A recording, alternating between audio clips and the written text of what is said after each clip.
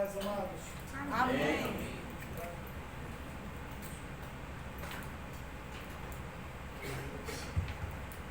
Paz do Senhor, meu Deus. Amém. Agora ficou melhor, né? Passa comigo. Nós temos a lição de hoje, é o final dela, o final da lição, pode sentar. Nós temos uma reflexão acerca do que foi estudado esse trimestre com relação à Igreja do Senhor, o corpo de Cristo. Então, como o corpo de Cristo, amados, nós somos a representação de Cristo na Terra. Isso é, quando você vê uma pessoa, você vai pelo aspecto dela, a roupa que ela veste, a aparência. E como igreja de Cristo, nós também somos observados pelo mundo. E as pessoas, de acordo com o que elas demonstram nas suas vestes, na sua aparência, na forma como ela se comporta, as pessoas avaliam quem essa pessoa é. Então a pessoa reflete aquilo que ela é através do seu aspecto exterior. Mas interiormente, na verdade, nem sempre é igual ao exterior. E como saber se a pessoa é ou não é o que ela quer mostrar ser? É pelas atitudes, pelos frutos que a pessoa dá. Então, na verdade, esses frutos é que realmente mostram ao mundo se nós somos gerados novamente ou não. Então, por isso que foi estudado sobre a origem da igreja, como ela iniciou-se. E nós sabemos que a origem da igreja vem desde o Velho Testamento sendo apontada, mas ela foi edificada pelo Senhor Jesus. Eu edificarei a minha igreja. Então, a igreja do Senhor Jesus, ele começa no Pentecostes. E é por isso que o poder pentecostal, que é o Espírito Santo agindo, é que faz da igreja uma igreja crescente. Poder do Espírito Santo. E aí então nós vimos que as imagens que a Bíblia mostra da igreja, depois nós vimos a natureza da igreja, que a imagem é quando você vê. Como que as pessoas avaliam a igreja, olhando para a igreja? Hoje tem muitas conversas ou muitos assuntos sendo exarados, né, ou mostrados na internet de igrejas, as quais escandalizam a igreja do Senhor, as quais trazem uma imagem distorcida daquilo que realmente é uma igreja. O que eles chamam de poder, que eles demonstram, na realidade, é demonstração de falta de responsabilidade e, ao mesmo tempo, de respeito e reverência com as coisas de Deus. E eles serão julgados por isso. Mas a igreja também, ela se equipara ao reino de Deus. O Jesus Cristo, ele quer reinar. E ele reina individualmente em cada um de nós. E ele forma através desses que ele reina a sua igreja. Na lição 5, nós vimos qual é a missão da igreja, que hoje vamos falar um pouco também sobre esse assunto. Mas a lição 5 falou sobre essa missão. Qual é a missão da igreja? E que é muito importante que nós saibamos que a igreja do Senhor, ela é composta de membros. E todos os líderes também são membros da igreja de Cristo. E a missão da igreja, ela é espalhar a palavra de Deus. E esse espalhar é a convocação para cada cristão, para cada um de nós. Então, se nós não temos falado do Evangelho porque alguns falaram, eu não sou batizado com o Espírito Santo, então eu não preciso falar, que só quem é cheio do Espírito Santo. Bom, se fosse assim, então a igreja do Senhor não teria o Espírito Santo. Na verdade, todo crente tem o Espírito Santo. O chamado para buscar o batismo é claramente explicado.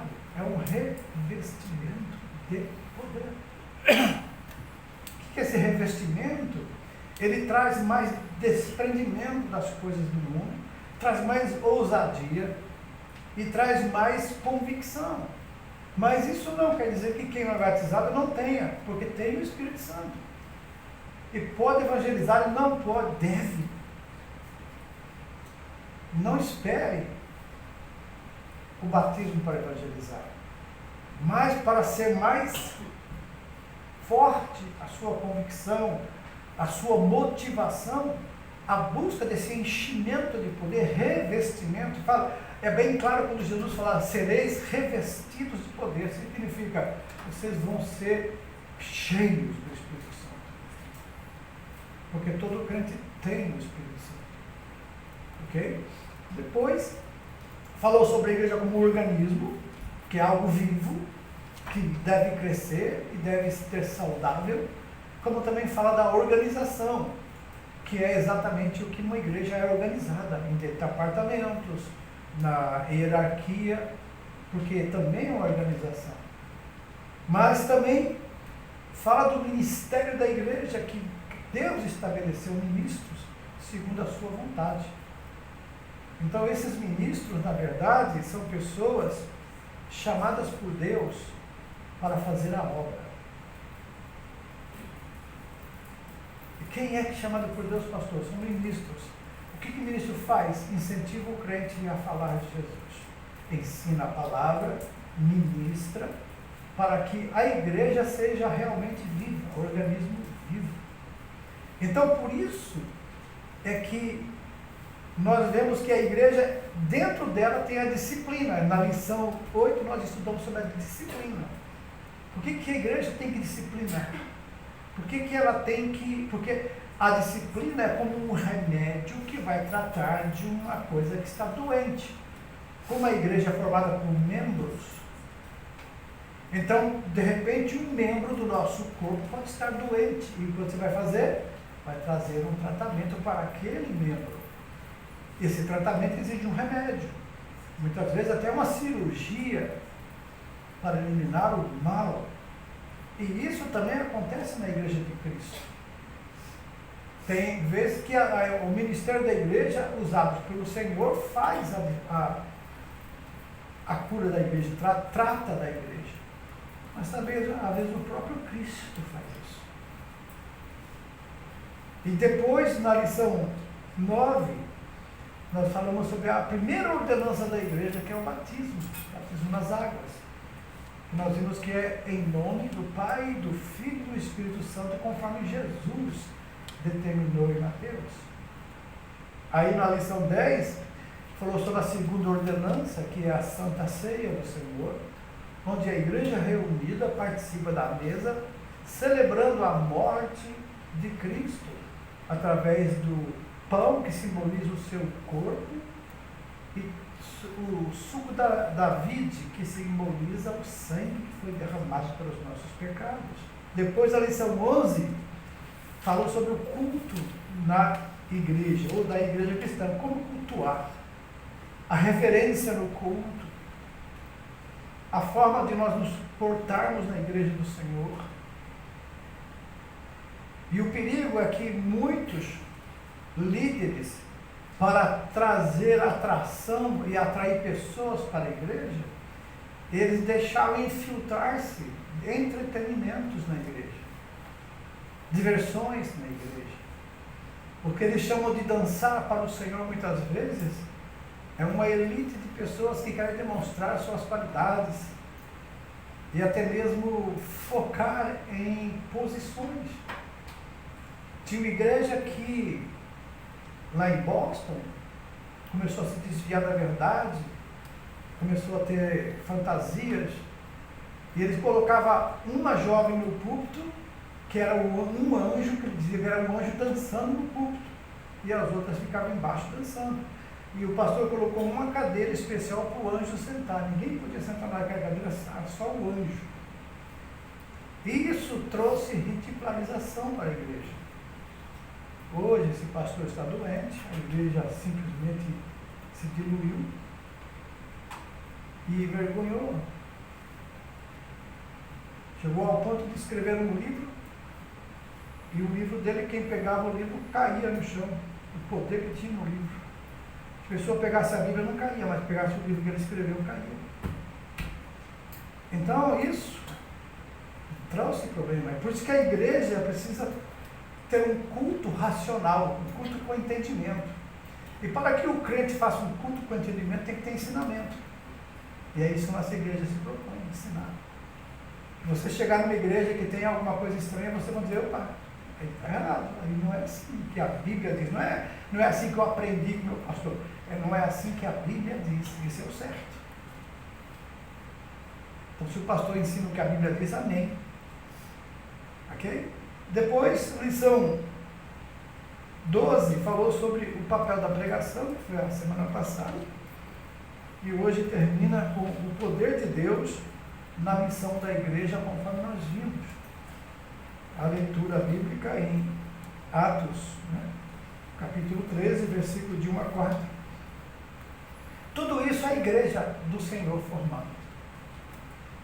A próxima vez que nós vermos alguma coisa acontecendo, nós vamos poder fazer uma comparação com a verdade da palavra e o que está acontecendo. Ontem no Ikigai nós falamos no podcast, nós falamos sobre o tabernáculo. E ao falar sobre isso, falamos sobre o crescimento na fé, o desenvolvimento da fé do cristão. Ele entra pelo caminho, tem que entrar na segunda porta, que é a verdade, para depois ter a vida. E ninguém conhece Jesus na primeira porta. Tem crente que está na igreja, mas nunca conheceu Jesus.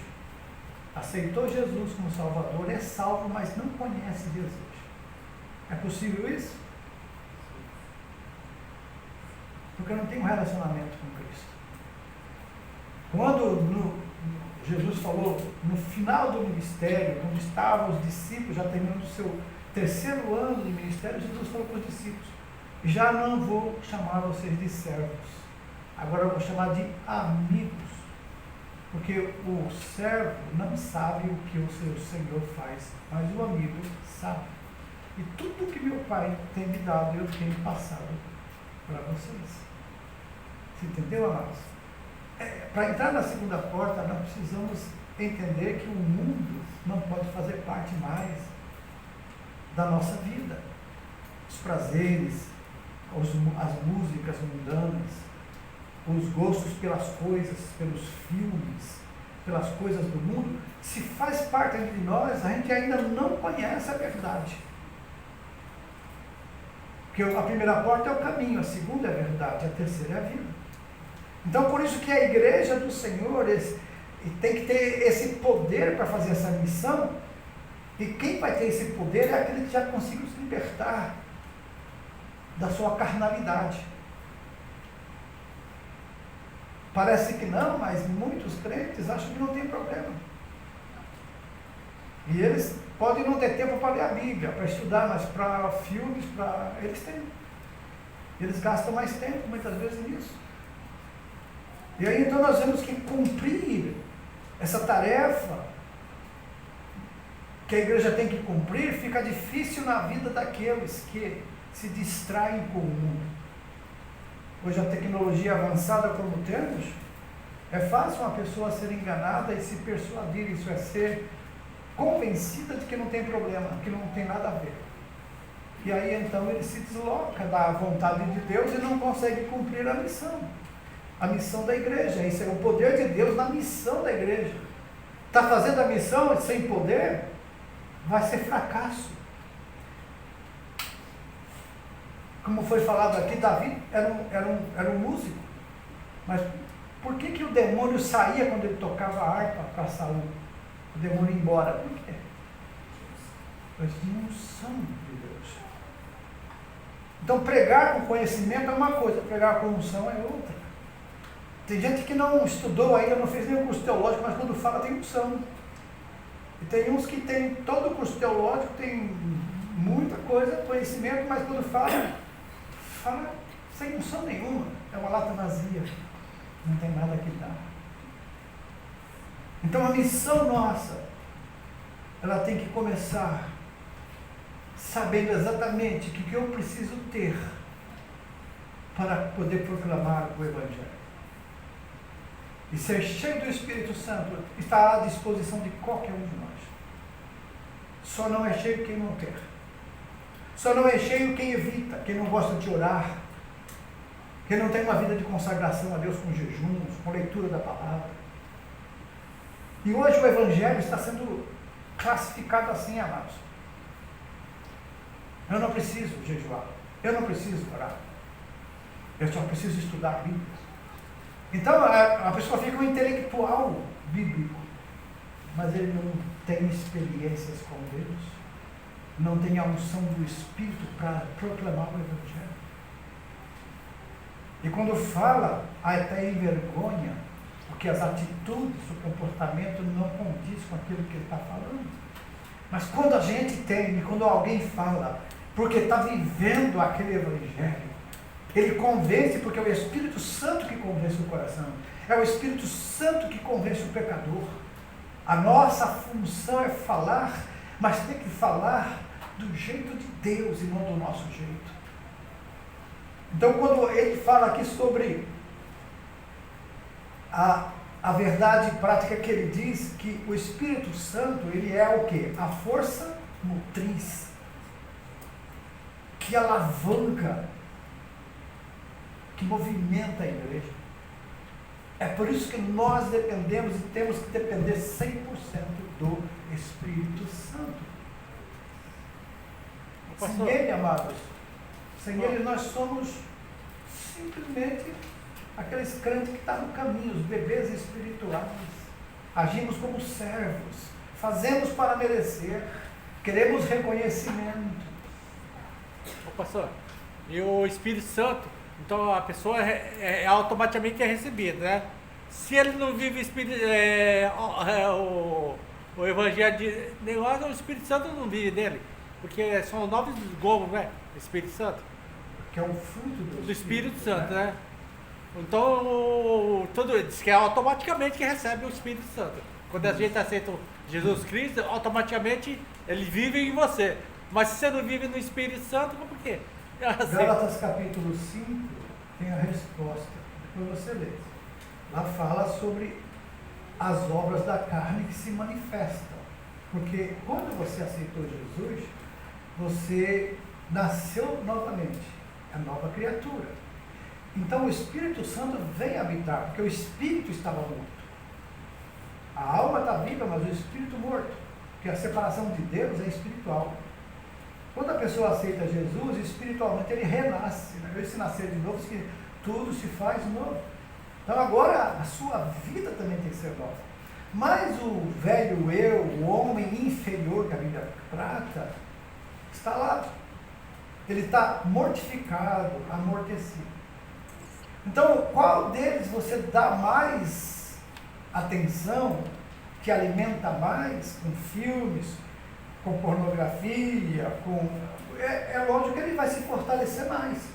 E o seu homem espiritual, o seu ser espiritual, o Espírito Santo, ele vai sendo abafado em você. A voz dele está falando na sua consciência, mas você não vive, você não ouve, porque a concupiscência, que é aqueles desejos exagerados e muitas vezes que são inevitáveis para você ter os prazeres que a carne pede, ele fala mais alto. Então você torna-se um crente carnal, porque não existe o ímpio carnal. O ímpio não é carnal, ele já é ímpio. Se a Bíblia fala carnal, é porque é um crente que está vivendo na carne, não está dando lugar para o Espírito. Aí então o Espírito não pode se manifestar, e até que Paulo ainda exorta, cuidado, não extingais o Espírito. Vai chegar um tempo que o Espírito... Aqui você falou para mim, né, qual que alimentamos vai ser o vencedor, né? Qual alimenta mais? É a questão dos dois animais que um homem ia na feira e disputava com os animais dele. 2 cachorros. E ele então apostava, quem que vocês apostam que vai ganhar essa briga? E ele punha os 2 para brigar, e um ganhava. Aí na outra semana ele vinha lá com os mesmos 2 e falava, agora vamos apostar de novo. Aí todo mundo, que ele ganhou semana passada, e todo mundo apostava nele. Aí o outro ganhava. Mas o Espírito Santo está nele, né? Aí, tá, aí, peraí. Aí quando alguém viu isso, falou assim, peraí, tem alguma coisa errada aí. Ele ensina esses cachorros.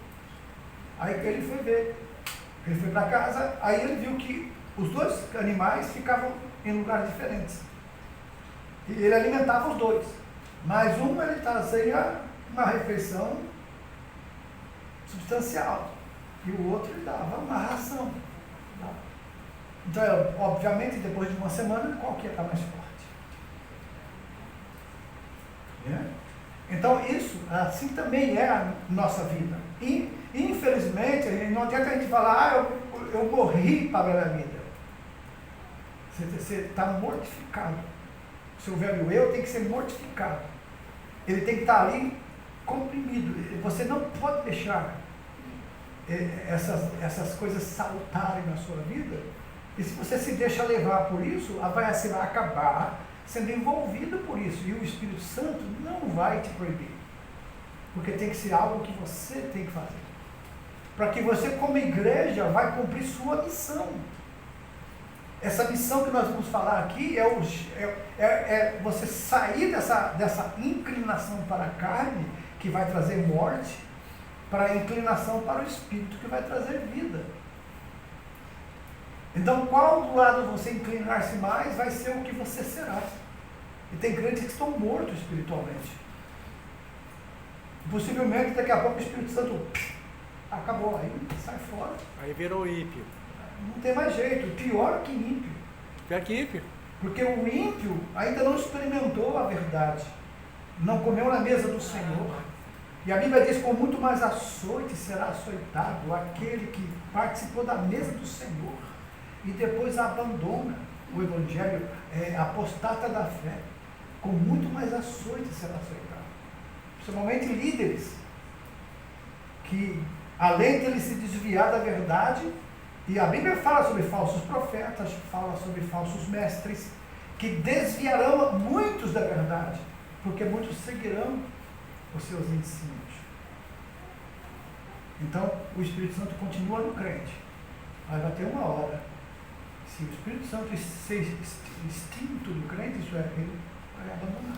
Você quer essa vida? Então tá, fica. Aí o juízo será maior, porque chegou a experimentar. Então é isso que nós temos que ver. Por exemplo, nessa lição, o que nós vamos ver é que as palavras que Jesus disse aos discípulos aqui na introdução da lição, você tem aí que eles receberam a virtude do Espírito Santo como um pré-requisito para serem suas testemunhas até o final da terra, os confins da terra.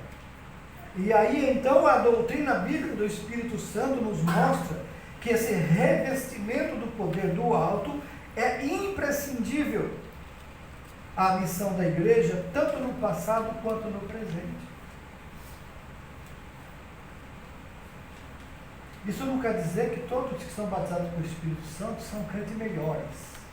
Não. Que o batismo no Espírito Santo e dons não tem nada a ver com espiritualidade. A espiritualidade do crente é medida no fruto do Espírito que está na vida dele.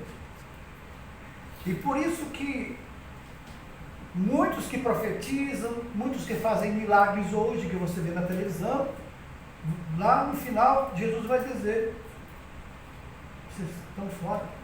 Mas Senhor, em teu nome nós profetizamos, em teu nome nós fizemos milagres. E Jesus vai dizer o quê? Eu não conheço vocês. Uau. Então, o que nós precisamos entender? O poder de Deus na missão da igreja significa que todo crente tem que ser cheio do Espírito Santo para poder vencer a batalha contra o pior inimigo dele, que é ele mesmo. Se você notar bem, igreja, o pior inimigo nosso é nós mesmos. Quando você luta contra você mesmo, não é verdade? Quantas vezes você perdeu essa batalha já? E depois você fica se lamentando. Ah, meu Deus do céu, de novo. Eu não queria, mas eu fiz. E Paulo falou isso no capítulo 7 de Romanos, né? O capítulo 7 de Romanos mostra Paulo como um crente carnal. Quando ele disse, o bem que eu quero fazer, eu não faço, mas o mal que eu não quero. Quando eu vejo, eu já fiz. Miserável homem que sou. Quem me livrará do corpo dessa morte? Então veja, um crente que está carnal, como é que ele vai evangelizar? Como é que ele vai falar de Jesus se ele mesmo não está vivendo? A gente tem que sentir Jesus na nossa vida. E quando você sente Jesus na sua vida, você quando abre a boca sai só Jesus, sai palavra, sai poder de Deus, sai unção. Porque você está cheio do Espírito. O crente cheio de Jesus é cheio do Espírito.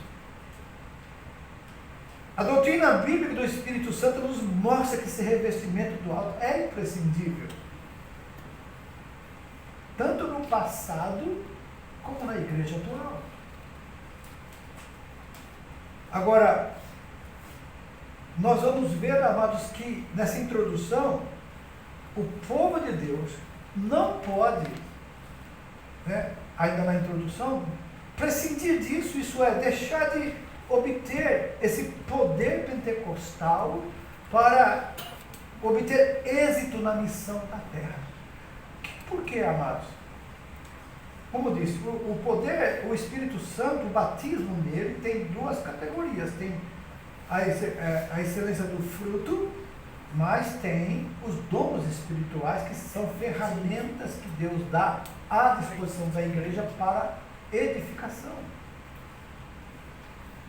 Então, Paulo, no capítulo 12 de 1 Coríntios, o que ele faz? Ele fala sobre os dons espirituais que se deve se buscar. E ele diz principalmente os dons de profecia, que edifica a igreja, mas ele entra no capítulo 13 e diz, agora eu vou mostrar para vocês um caminho ainda mais excelente. Aí ele fala sobre o amor. E o amor que ele fala é diferente do amor que a gente pensa. Ah, se a pessoa ama, veja, ela ama os pobres, ela ajuda os pobres, mesmo que eu dê todos os meus bens para os pobres, se não tiver amor, nada disso vai. Mesmo que eu fale a língua dos homens e dos anjos, se não tiver amor, nada disso adianta. Mesmo que eu entregue meu corpo para ser queimado, se não tiver amor, nada disso adianta. Porque o amor é paciente, o amor é benigno, o amor não arde em ciúmes, ele não se ufana, não se ensoberbece, ele não suspeita mal, ele não trata com leviandade. Uma pessoa leviana é terrível, ela demonstra uma coisa, mas por trás ela é outra, leviana. Não busca os seus interesses, não se comporta com indecência.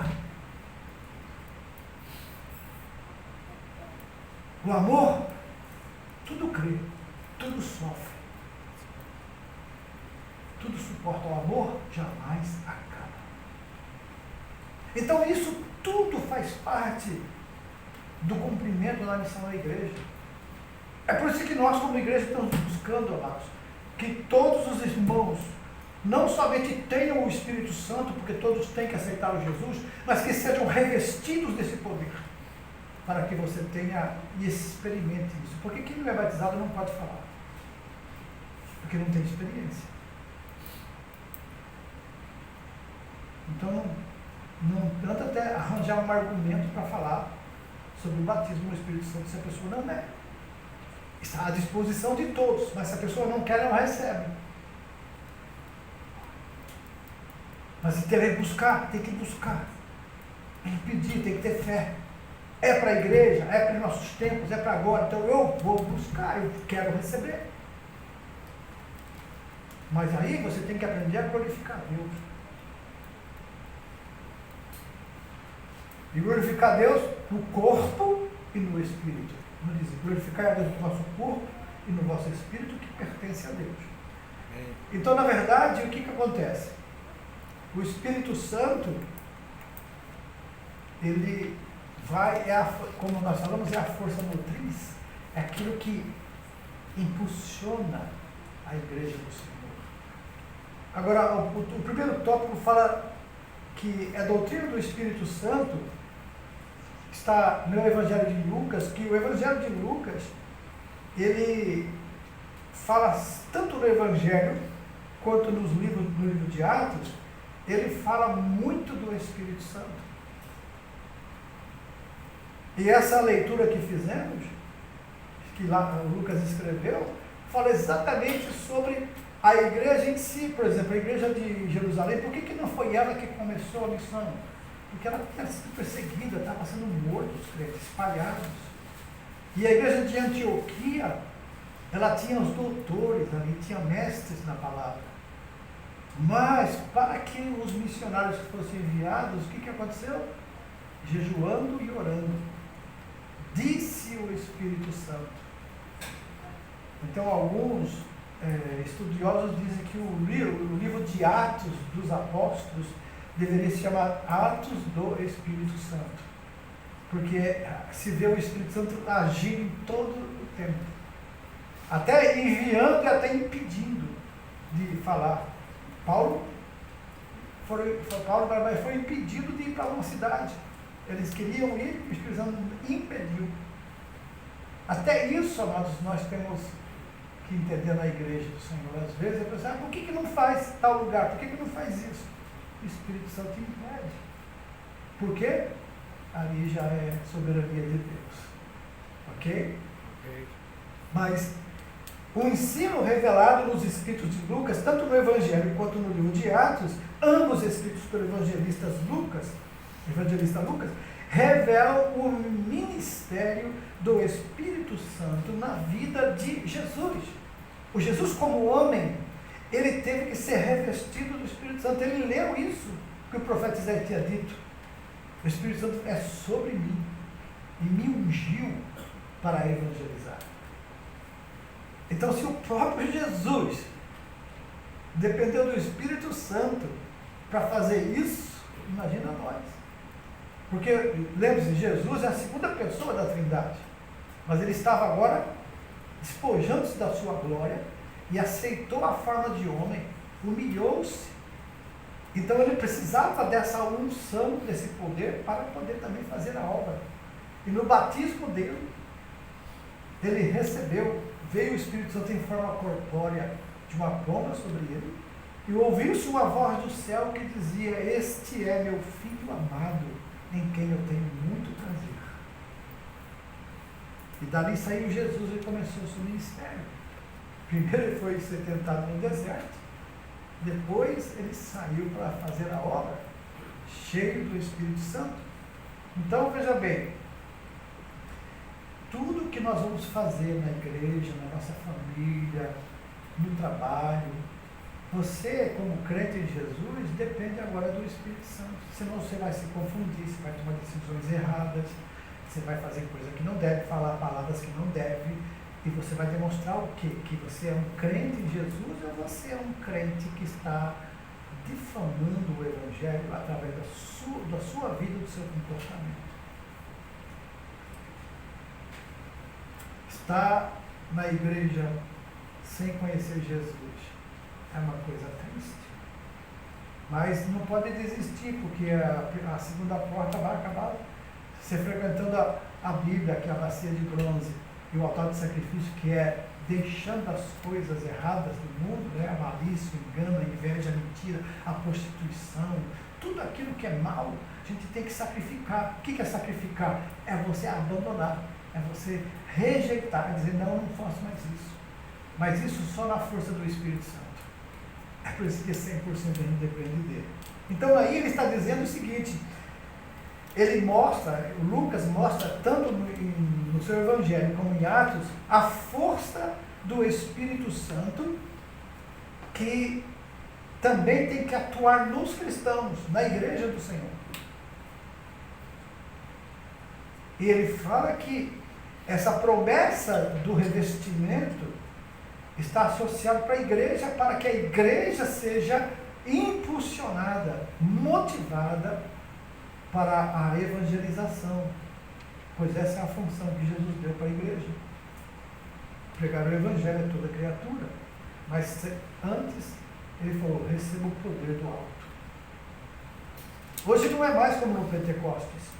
Hoje já está à disposição da igreja. O crente já pode, até mesmo quando ele aceita Jesus, antes do batismo nas águas, ele já pode ser batizado no Espírito Santo. Já aconteceu isso desde o primórdio. Na casa de Cornélio, antes deles serem batizados nas águas, eles foram batizados no Espírito Santo. E Pedro, que era um judeu, que não ia jamais batizar um gentil, ele teve que batizar, porque ele disse, como nós podemos negar a água do batismo para aqueles que Jesus já batizou com o Espírito Santo? Então veja que isso é muito importante. Então, essa experiência com o Espírito Santo é algo necessário, amados. Porque Jesus começa o seu ministério cheio do Espírito Santo, com essa experiência, como homem. Como nós dissemos, a segunda pessoa da Trindade. Mas ele agora precisava dessa força motriz para receber, não somente para pregar, mas também para aceitar o que viria para ele depois no final, que era aquela morte na cruz. Sem o Espírito Santo a gente não resiste. Sem ele a gente desiste. Quantos já desistiram? Quantos você conhece que já abandonaram? E é lógico que os motivos são vários, porque o diabo, ele arruma vários motivos para a pessoa abandonar a fé. Vários. Ele dá sempre uma desculpa. Como disse Ciro, se uma pessoa quiser abandonar a sua fé, o diabo já está com um barco prontinho para pegar ele e levar para o outro lado. É só desejar que ele faz isso, mas nós não temos isso no nosso coração, amém? Nós queremos servir ao Senhor, nós queremos fazer a obra de Deus. Depois tem o terceiro ponto aí, que é o enchimento do Espírito Santo, o terceiro subtópico aí. É uma experiência, como uma experiência concreta. Então, se por um lado Lucas apresenta o Espírito Santo como uma necessidade da vida da igreja, por outro lado, ele mostra o enchimento do Espírito que ocorre como uma experiência concreta na vida do crente. Então, nesse sentido, o livro de Atos retrata a experiência pentecostal como um acontecimento objetivo, não subjetivo. Ela podia ser vista e ouvida, Atos 5:32. E havia manifestações físicas que se tornavam reais para quem as tinha e visíveis para quem as presenciava. Em outras palavras, quem recebeu sabia o que havia recebido. Então, se você falar, eu não sei se eu sou batizado pelo Espírito Santo, então você tem que buscar. Você tem o Espírito Santo, mas esse revestimento do poder precisa ser buscado. E é isso que nós estamos com essa intenção, de chamar a igreja para buscar esse enchimento de poder. Porque é necessário na nossa vida. Isso não significa que você vai se tornar um crente melhor que os outros.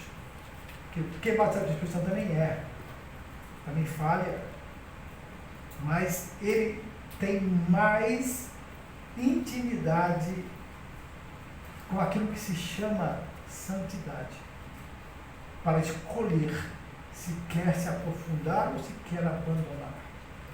Mesmo assim, ainda a pessoa pode optar por erros. Agora, dentre os muitos sinais, um deles se sobressaía, que é o falar em línguas desconhecidas. Línguas desconhecidas pode ser línguas de homens, uma língua de um país que você não conhece, um dialeto, mas também pode ser línguas que não há tradução para elas. Paulo mesmo, que era um poliglota, ele disse que quando ele falava em línguas e orava em línguas, o entendimento dele ficava, sem sentido, ele não entendia, mas espiritualmente ele se fortalecia. Então ele disse, o orar, quem ora em línguas, ora no Espírito, fala diretamente com Deus. Por que ele faz a diferença? Quando eu oro com o meu entendimento, eu posso estar orando de uma forma imperfeita. Eu estou com um problema com o irmão está me trazendo problemas, e o que eu vou orar? Eu vou falar com Deus, abençoa, abençoa, abençoa, Senhor, trata com ele, Senhor, né? E tem gente até que pede doença, Deus, coloca uma doença. Pastor, mas se a pessoa fala em língua, vai ter que ter uma pessoa para interpretar, então não adianta nada. Que eu ensino, que eu ouvi, né? Que se não tiver interpretação da língua que está falando, porque é o ministério com Deus, né? É o ministério de Deus. E Paulo ensinou em 1 Coríntios 14. Eu quero que todos falem língua, mas principalmente que profetizeis. Então ele ensina que é o seguinte, se você é batizado e vai falar em línguas na igreja, mas não tem quem interprete, então cale-se. Fale consigo mesmo e com Deus. Isso é, não fica falando em língua no culto, enquanto o pastor está pregando, você está falando em línguas ali que acaba atrapalhando. Mas se essa língua é uma profecia que alguém interpreta, aí então edifica a igreja. É isso que Paulo ensina. Então não é proibido falar em línguas. O que eu aprendi, né? Mas ele fala, se não tiver quem interprete esta língua, porque você está se edificando, mas os outros que estão ouvindo, não estão. Então você fale consigo mesmo e com Deus. Eu falo muitas vezes língua aí, você nem ouve, porque eu estou falando comigo e com Deus. Então, não tem interpretação dela para falar com a igreja, então eu falo comigo e com Deus. E é isso que Paulo ensina na palavra. É o ministério que Deus. Entendeu? Aí, o que acontece? Esse enchimento do Espírito, mas ele vem de acordo. Vamos ver a passagem bíblica? Vamos ler Atos 2, versículo 4. Depois, o capítulo 10, versículo 44 até 46. E depois o Atos 19, de 1 a 6. São essas passagens que falam de experiências que pessoas tiveram com o Espírito Santo, revestimento de poder. Já eram crentes, já eram pessoas que estavam servindo a Deus. Alguns e outros tiveram experiência na hora. Atos 2, Atos 2, 4. Alguém pode ler para mim? Todos ficaram cheios do Espírito Santo e começaram a falar em português, segundo o Espírito conseguia falar. Então isso foi no Pentecostes. Foi a primeira vez que aconteceu. Ok? Agora vamos lá em Atos 10, 44.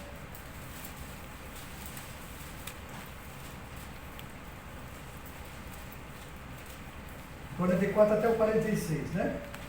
E dizendo Pedro ainda essas palavras, caiu o Espírito Santo sobre todos os que ouviam a palavra. E os fiéis que eram da circuncisão, todos quantos tinham vindo com Pedro, maravilharam-se e que o dom do Espírito Santo se derramasse também sobre os gentios. Você percebeu? Então agora Pedro, que era um judeu que jamais entraria ou comeria na casa de um gentil, que para eles era contaminação, Deus colocou ele lá em Jope, mandou lá uma visão para ele, num lençol com animais de todo tipo, e disse, mata e come. E ele disse, não, de maneira alguma, nunca porei coisa imunda na minha boca. Assim, não faça de imundo aquilo que Deus purificou. Aí quando chegou os emissários de Cornélio, disse para ele entendeu que era para ir para a casa de Cornélio e falar sobre Jesus, porque Cornélio era um gentil, era um centurião da guarda romana.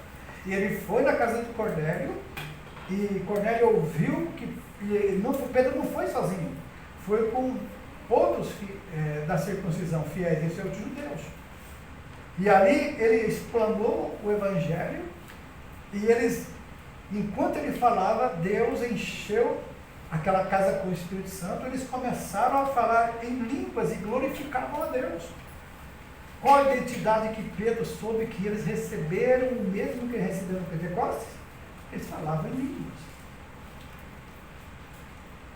E aí então, e glorificavam a Deus. E Pedro então, ele ficou totalmente atônito e falou assim, olha, já se eles receberam o mesmo que nós recebemos, falou para os judeus que estavam com ele. Então nós não podemos negar água para eles. Então Pedro batizou. E tanto é que a igreja de Jerusalém questionou Pedro. Ô Pedro, você entrou na casa de gentios, você comeu com eles, você batizou. Aí Pedro teve que explicar. E fizeram lá o concílio de Jerusalém para chegar a um acordo depois. Porque houve vários problemas depois disso. Pedro enfrentou.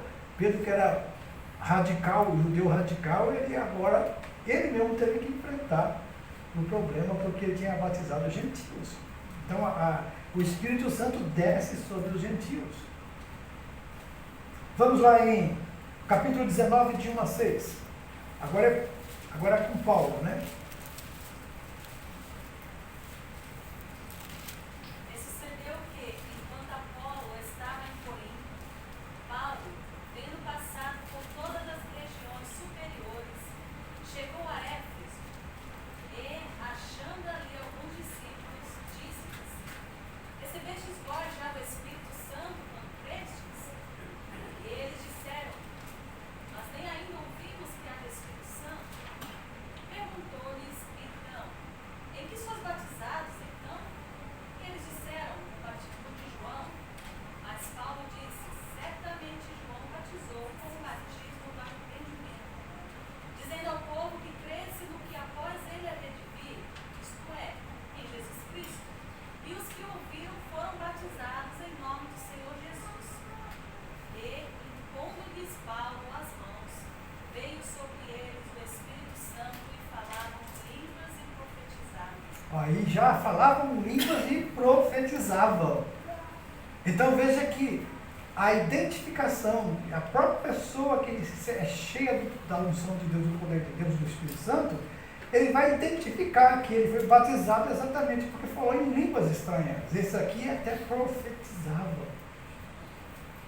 E muitas pessoas creem que não. Aí eu assim, eu nunca falei em língua, eu não posso evangelizar. Não, amados, você tem o Espírito Santo, é para evangelizar. E quem sabe nesse momento de evangelismo você não é batizado no Espírito Santo? É uma evidência, né? É evidência. Agora, isso nunca quer dizer que depois que você é batizado, falando em língua, você vai continuar falando. Aí vem língua como dom de línguas. Tanto línguas de homens, como línguas estranhas celestiais, que a gente não sabe interpretar, que ninguém interpreta. Então, por isso que nós temos que buscar esse entendimento. Eu tenho falado para os jovens, para os irmãos, busquem o batismo no Espírito Santo, que é algo tão necessário nos dias de hoje, para que nós possamos, como igreja, fazer a obra de Deus nessa nação. Agora, você tem que entender que tudo isso faz parte de um propósito de Deus. Mas A doutrina pentecostal clássica, ela vai ensinar muita coisa sobre isso. e se impondo a mão, recebe o Espírito Santo, né? Não tem essa parte assim, que é mais, Claro. mais fácil, quer dizer, né? Quando Paulo impôs as mãos sobre ele, eles receberam o Espírito Santo. É uma forma que também se recebe. Tem pessoas que recebem do batismo dormindo, andando, não precisa ser imposto a mão, mas também impondo a mão pode-se receber o Espírito Santo. Mas a pessoa que está sendo imposta a mão tem que crer também, senão ele não é. Ah, Então, porque no batismo do Espírito Santo é algo que não tem merecimento, é dado à igreja. Então todos podem receber. E se não recebeu ainda, é porque não está buscando como deveria buscar. E é só começar a buscar e esperar daqui a pouco vai acontecer. O meu pai mesmo foi batizado no Espírito Santo andando de bicicleta. Ele vinha vindo do trabalho e ele falou que de repente começou a glorificar a Deus, exaltar o Senhor andando de bicicleta. esse buscar é orando, né? Orando, Buscar glorificando a Deus, exaltando, se consagrando. Essa É é tudo. Lendo a Bíblia. Aí ele chegou em casa chorando e olhava pra gente e só falava em línguas e ninguém entendia nada, ele chorava e falava em línguas e foi pra lá. queria falar e só saía línguas. Ele ficou por mais de 2 horas falando direto. Mas outros recebem, falam a língua um pouquinho, daqui a pouco não fala mais. E por quê? É porque você depois tem os dons espirituais que vai buscar. Porque os dons espirituais serão derramados para a igreja conforme a necessidade. E está à disposição da igreja. Por que eu não tenho? Porque você não está buscando. Eu estou buscando e não recebo. Será que realmente você está buscando como deve? Você pode questionar Deus nisso. Senhor, eu quero. Agora, se Deus vai te dar um dom, como muita gente acontece, depois se exalta com os dons, aí ele perde a graça. E a vida dele não tem o fruto do Espírito também, ele tem um dom, mas não tem o fruto. Escandaliza a igreja. Que na igreja profetiza e na fábrica briga. Na fábrica faz fofoca, briga em casa, xinga, palavrão. Então, como que Deus vai tolerar uma coisa dessa? É muito importante vocês saberem disso. Isso eu sei porque já vivi isso, já aconteceu isso. A gente tendo que tratar de problemas na igreja por causa disso.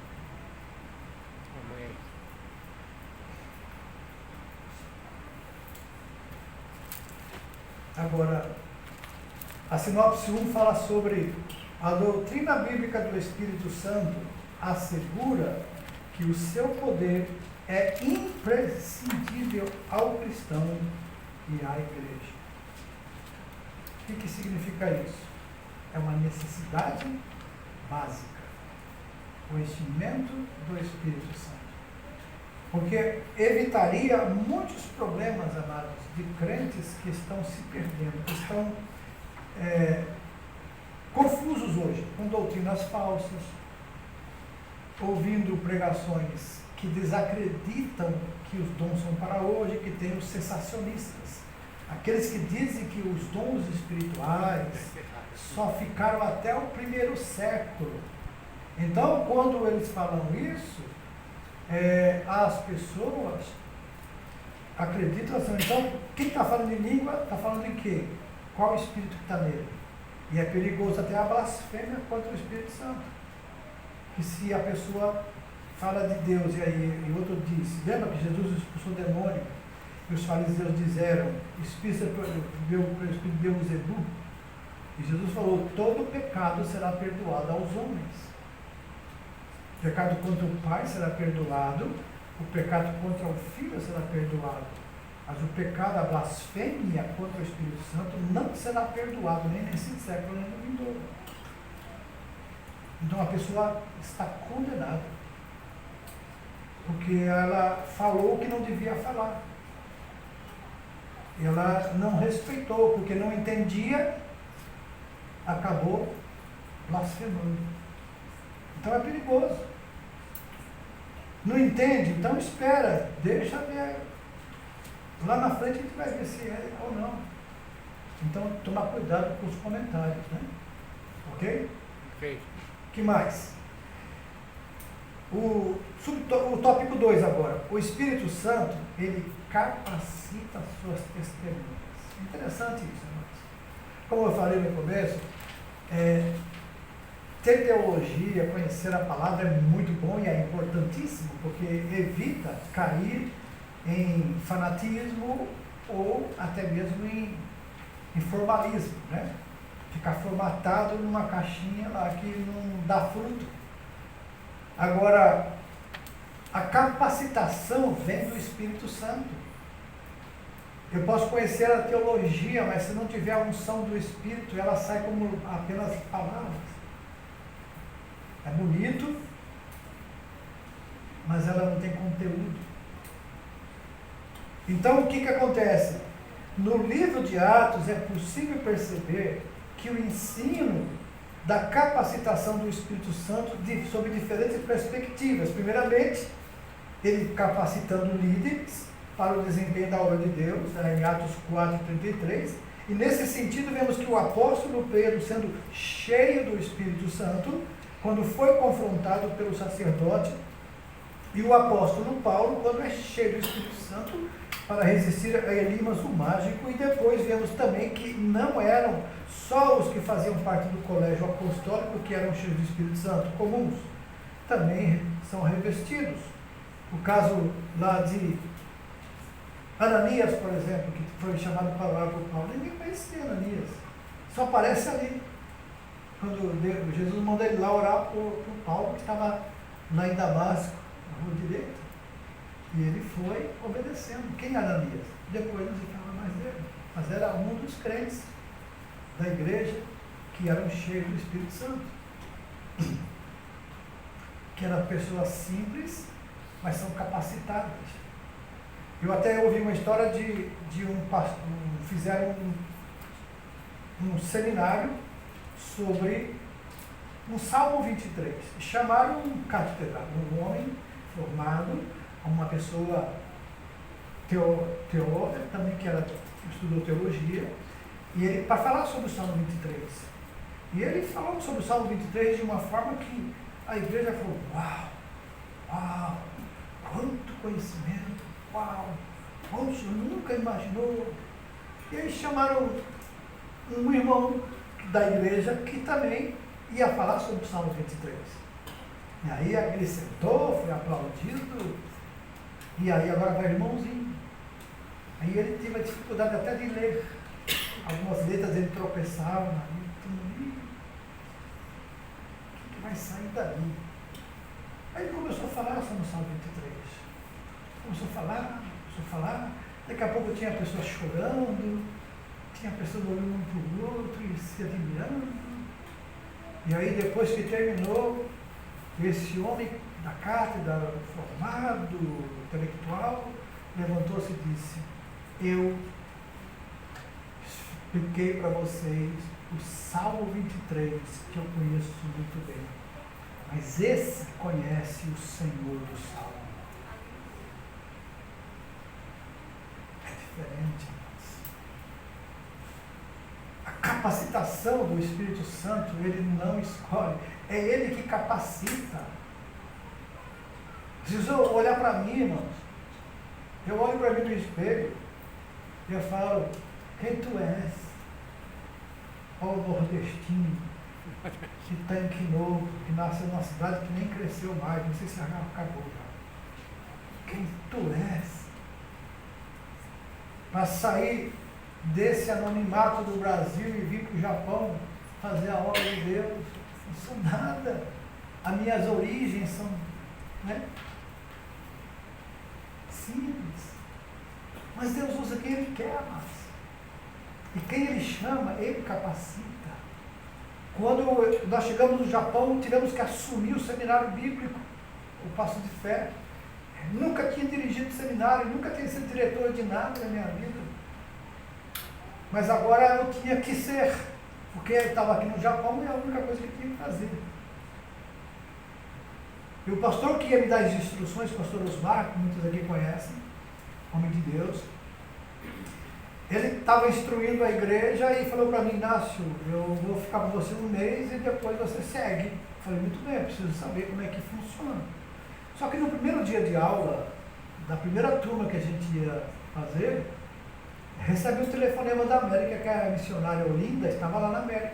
Ela teve um problema que teve que chamar a ambulância para levar ela para o hospital. E ligaram para ele: veio com sua mulher, foi para o hospital, está lá, não sei se ela vai resistir. E ele falou para mim: ó, Inácio, escola é escola, igreja é igreja, mas família é família. Minha esposa precisa de mim, eu vou embora. Aí eu falei para ele: pastor, se Deus permitiu isso, eu não sei como vai ser, mas uma coisa eu sei: o senhor pode ir, o problema é de Deus, Ele vai me ensinar. E depois que ele voltou, dos 3 meses que ficamos no curso, ele voltou para fazer a formatura, ele perguntou: como é que você fez, Inácio? Eu fiz assim, pastor. É exatamente isso. Então quem capacitou? Foi o Espírito Santo. Então, veja, tanto a missionária Nieda como eu fizemos aquilo que fomos instruídos por Deus. E quando eles chegaram, eles viram que exatamente era aquilo que tinha que ser feito, que ele ia me instruir em um mês, ele teve que fazer em um dia, despedindo. mas o Espírito Santo ali estava instruindo. Então a capacitação não deve ser uma preocupação tão grande como se preparar para obedecer. Porque na obediência é que vem a bênção do Senhor. A direção de Deus na nossa vida, ela precisa de preparo, mas muito mais de obediência e a unção do Espírito. Pessoas simples, o subtópico 2 aí, capacitadas pelo Espírito. Bom, Estevão e Filipe eram 2 diáconos da igreja. Diáconos. O que o diácono faz? Ele cuida das coisas materiais da igreja. Ele supra as necessidades, ele vê as coisas que precisam ser feitas. Esse que é o papel do diácono. Mas aqui temos Estevão e Filipe que se tornaram evangelistas. Pregavam, Deus usava eles para cura, para milagres. E até capacitou Estevão para ser o primeiro mártir da igreja.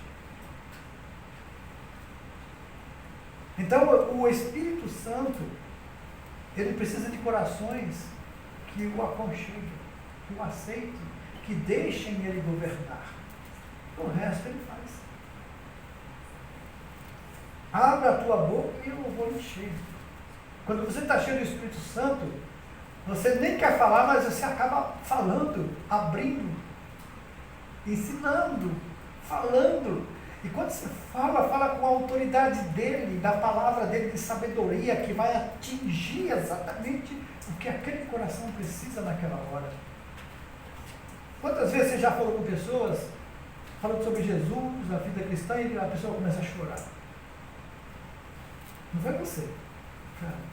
Ele usando a tua boca para falar, que atingiu exatamente no ponto que a pessoa precisava ouvir. É a capacitação dele. Agora, nós vemos pessoas lá fora precisando e pessoas dentro da igreja não querendo.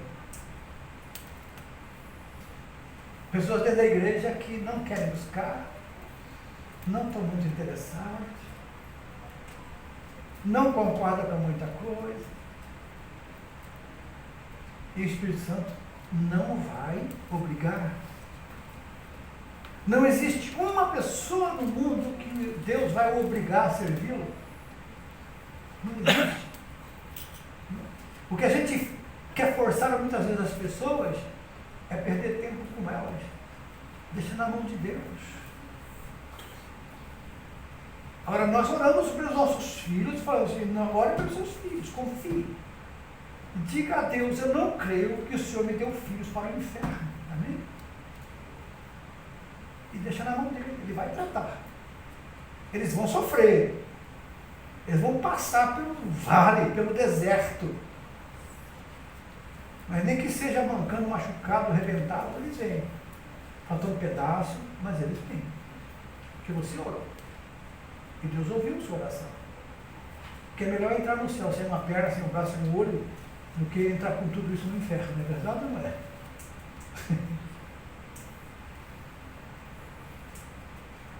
E a capacitando a igreja. O Espírito Santo capacita também a igreja, amados. Então, por exemplo, no contexto literário aqui da doutrinária de Lucas, a igreja do Novo Testamento é vista como a portadora de uma missão profética, pois nela há um ministério profético de todos os crentes. Em Atos 2,17, vamos ler Atos 2,17.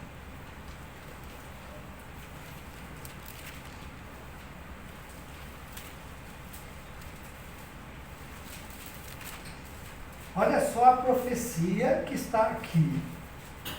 Leia, por favor, bem alto. Nos últimos dias acontecerá, diz Deus, do meu espírito derramarei sobre toda a carne, e os vossos filhos e as vossas filhas profetizarão, os vossos jovens terão visões, e os vossos velhos terão sonhos. Isso. Veja bem, é profético. Nos últimos dias, quando Pedro falou, a multidão dizia assim, essa promessa é para vós, para os vossos filhos, que é a próxima geração, e para os que ainda estão longe. Então alcança a gente também. Ok? Então, nesse sentido, conforme esse contexto de Atos, o testemunho não é apenas individual, como é mostrado nessa lição, mas também de toda a igreja descrita lá em Atos. E essa comunidade de crentes capacitada pelo Espírito Santo ganhava a confiança e a admiração das pessoas. Em Atos 2,47 fala que cada dia era acrescentado à igreja aqueles que se haviam de se salvar. Irmãos, pense bem, você tem amigos que ainda não aceitaram Jesus? Você tem familiares seus que não aceitaram Jesus? Sabe para onde eles vão quando morrer? Para o lago de fogo e enxofre. Eles vão sofrer a eternidade lamentando todo o tempo que alguém não lhes falou do Evangelho. Ou se já ouviram o Evangelho e não aceitaram Jesus, vão se lamentar para toda a eternidade de não ter dado ouvidos e aceitado Jesus como Salvador. E não tem esse negócio com Deus de purgatório, de passar por uma chance, orar pelo morto para Deus ter misericórdia. Não. Ao homem está ordenado morrer uma vez e depois disso vem o juízo. Significa ou aceita em vida ou não tem mais o que fazer depois da morte. Então fale para os seus amigos, fale para as pessoas que você conhece e você ama. Se você ama, diga, você precisa de Jesus na sua vida.